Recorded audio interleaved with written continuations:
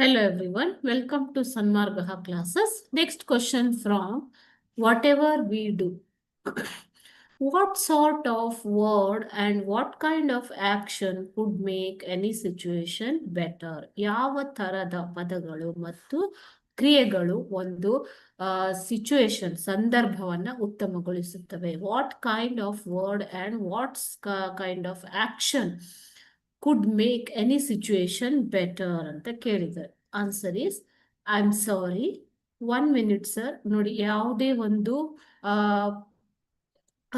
ತಪ್ಪುಗಳು ನಡೆದಾಗ, if any mistake happens, you should ask sorry, I am sorry. 1 minute sir, you can take a time, isn't it? Will finish it in no time. So ಯಾವ್ದಾದ್ರು motivate ಮಾಡೋದು, will finish it in no time.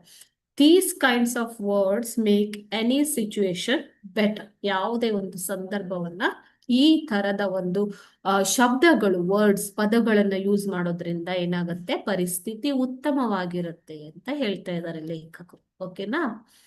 Thank you.